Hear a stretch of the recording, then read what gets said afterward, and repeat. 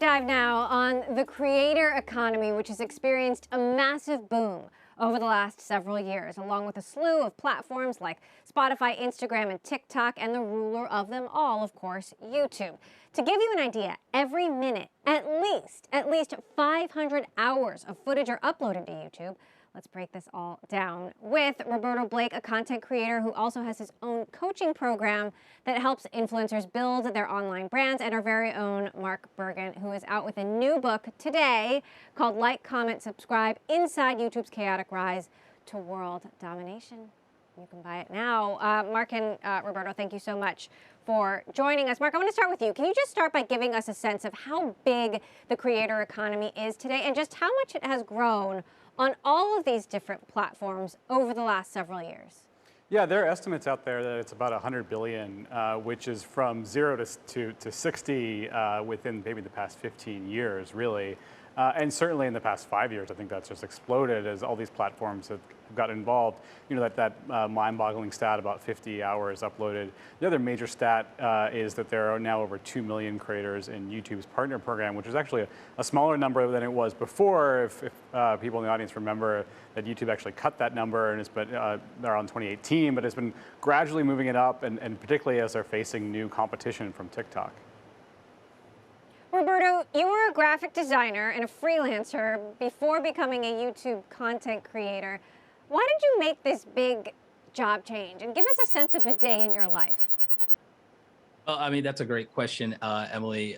For me, a lot of it comes down to the things that are obvious for people is you want more time freedom. You want to be able to talk about and do things you're very passionate about. You want to feel a sense of ownership over the things you're doing.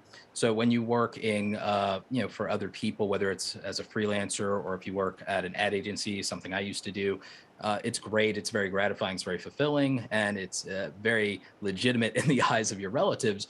But when you get to do something of your own and have complete ownership of it, get to build it with your own two hands, you feel directly supported by a community of like-minded people. There's nothing like it, nothing in the world like it. And so I think that's what attracts a lot of people to the creator economy and opportunities like YouTube, podcasting, and live streaming.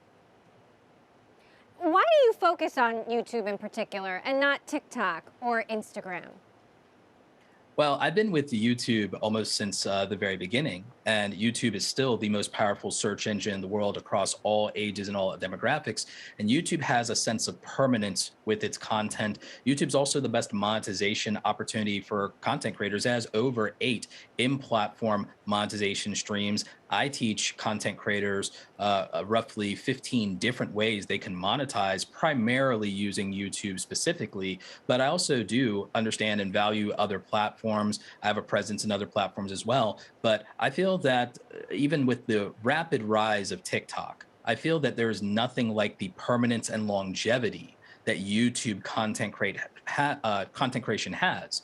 And if you talk to TikTokers on a regular basis, which I generally do, you'll find that a lot of them have the intention of pivoting and moving to YouTube at some point in their career, because they do want a sense of stability and permanence, and they also want the potential for evergreen content to benefit them and be monetizable in the future. They know right now with the TikTok Creator Fund that while they're getting something in exchange for their content, they know they're disproportionately underpaid for the attention when compared to traditional content on YouTube, as well as in the live streaming community. And within YouTube, live streaming and podcasting, there are higher opportunities in terms of direct compensation when it comes to sponsored content and brand deals, and it's not even close. So for me, that's probably one of the bigger deals.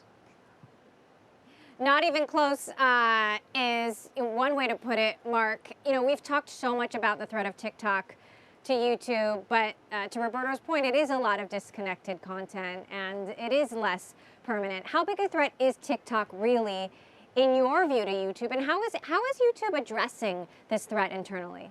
Yeah, I think it's a viable threat, and certainly more so than Instagram and Facebook have tried multiple times to really build out a creator economy, and thus far have failed. What TikTok and ByteDance needs to do is to demonstrate, Google has a remarkable system, as Roberto pointed out, both for search and for monetization. It's the world's biggest digital advertising company, and it's had this machinery in place for years. TikTok clearly has a lot of political problems, and they haven't really got a proven yet that they can be a threat to YouTube at large scale. So YouTube's response so far is Shorts. This is their feature that's sort of short video. They're pushing a lot of viewers there, encouraging creators to go there. They're about to flip the switch on monetization. It's unclear how productive that will be for the company and how they're going to sort out monetization. But if there's if history shows us anything, that YouTube has a pretty strong track record of sorting this out, and I think responding to the threat of TikTok in a really significant way. Roberto, you're the founder of Awesome Creator Academy, which is a coaching program that helps influencers build their brands online. We had some fun watching your videos earlier today. What trends are you seeing, and what are you telling creators today? Advice that might not be obvious.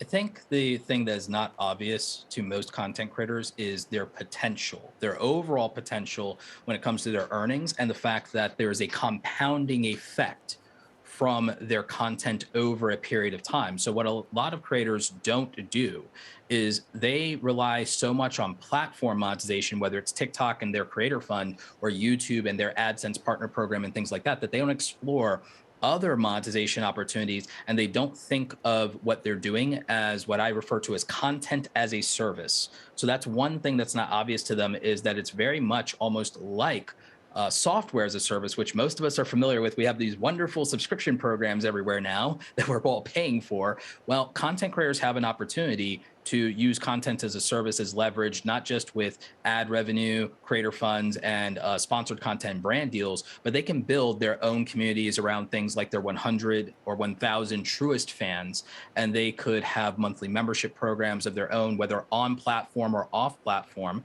They need to look at things that give them recurring revenue outside of the platform. I'm telling more creators to look into opportunities to build their own products, build their own merchandise. YouTube recently partnered with Shopify, and they also expanded their creator monetization program with regard to merch and even physical and digital products. Used to have a 10,000 We're gonna subscriber. have to leave it there, Roberto.